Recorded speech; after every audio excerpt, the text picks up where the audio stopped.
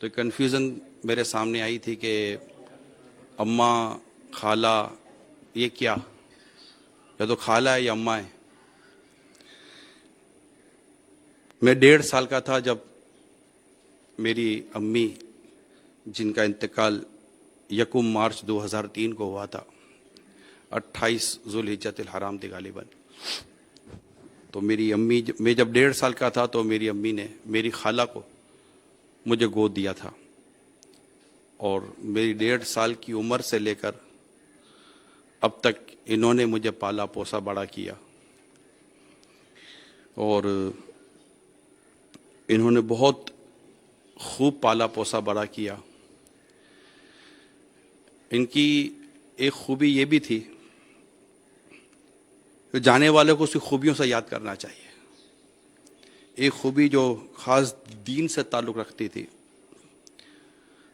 وہ یہ تھی کہ میری اماں 21ویں کا روزہ نہیں چھوڑتی تھی، تقریباً 21ویں کا روزہ رکھتی تھی، کیونکہ 21 یہ مولا مشکل کشا علی المرتضیٰ شیر خدا کرم اللہ تعالیٰ وجہ الکریم کی شہادت کا دن ہے۔ ہمیں 27ویں رجب ہو، 15 شعبان ہو، 27 رمضان مبارک ہو،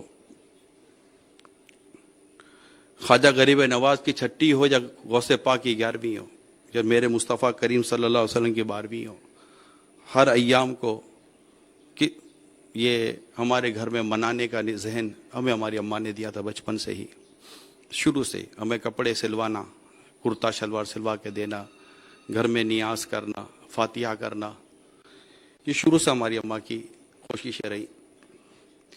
مجھے یاد ہے جب ہم گلزار حبیب مسجد کے پاس رہنے کے لیے آئے تھے، جہاں دعوت اسلامی کا ہفتہ وار اجتماع ہوتا تھا، اسی کے سامنے بلڈنگ میں ہماری رہائش تھی۔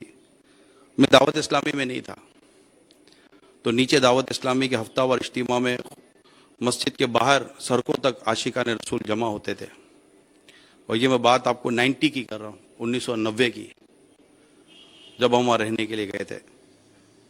تو جمعرات کو اجتماع ہوتا تھا، تو مجھے یاد ہے میری اماں مجھے کہا کرتی تھی، دیکھ اللہ کے نیک بندے کیسا اللہ کا ذکر کرتے، تو کیوں نہیں جاتا ان میں، تو کیوں نہیں جاتا ان میں۔ تو کافی یہ مجھے موٹیویٹ کرتی تھی، ترغیب دلاتی تھی کہ اس میں جایا کرو، اس میں جایا کرو، اس میں جایا کرو۔ تو 1 سال کے بعد الحمدللہ پھر ماہ رمضان میں مجھے گلزار حبیب مسجد میں اعتکاف کی سعادت نصیب ہوئی۔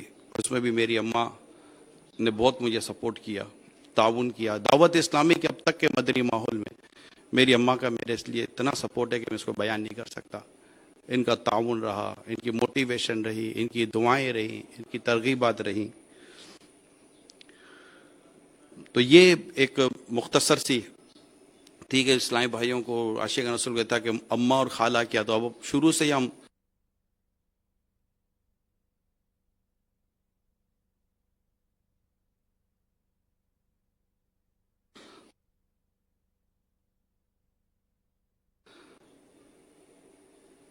تو 18 ربیع الاخر کو ان کا انتقال ہوا، شب جمعہ، آج جمعہ ہے، فجر کی نماز پڑھ لی گئی ہے، اور امید ہے کہ اللہ تعالیٰ کی رحمت سے کہ اماں کو جمعہ کی برکتیں ملیں گی، اور قبر کے سوال جواب سے رب نے چاہا تو نجات نصیب ہو جائے گی۔ 7:30 بجے ہم نے نماز جنازہ کا اعلان کیا تھا، 2 منٹ باقی ہیں۔ دعوت اسلامی کے مدنی ماحول میں ہمیں یہ بھی ترغیب دلائی جاتی ہے کہ جب کسی کا جنازہ ہو تو یہ اعلان کیا جائے کوئی اس طرح کا کہ ظاہر ہے کہ انسان جب دنیا میں رہتا ہے تو اس سے لوگوں کو تکلیف پہنچنے کا بھی اندیشہ رہتا ہے۔ حق العبد یہ بہت ہی اہم ہوتے ہیں۔ مجھے اب بھی پتہ چلا تھوڑی دیر پہلے کہ یہ نماز جنازہ کا سلسلہ بھی لائیو ہے۔ دنیا میں جہاں بھی میری اماں کے نماز جنازہ کو آپ دیکھ رہے ہیں، میری اماں سے اگر آپ کی کوئی دل آزاری ہوئی ہو، حق تلفی ہوئی ہو، تکلیف پہنچائی ہو، میری اماں نے، انسان ہے، ہو جاتی چیزیں، میں خدا کا واسطہ دیتا ہوں، اللہ کی رضا کے لیے میری اماں کو معاف کر دیجیے گا، اور ہو سکے تو کہہ دیجیے گا کہ ہم نے معاف کیا۔ رقم کا اگر کوئی مطالبہ ہو، جو ایسا ہو کہ جس کو یہ کوئی رقم نکلتی ہے تو میں حاضر ہوں، آپ مجھ سے رابطہ کر لیں۔ ان کے ایک ہی وارث ہے میرے اماں کے، یوسف، حاجی یوسف، جو اس وقت جنازے میں شامل بھی ہیں، ان کے بیٹے ہیں، میرے بھائی ہیں، یہ ان سے رابطہ کر لیں اگر چاہیں تو۔ الغرض یہ کہ معافی سے نواز دیجیے گا اور دعا کرتے رہیے گا کہ اللہ قریب ان کی بے حساب مغفرت فرمائے۔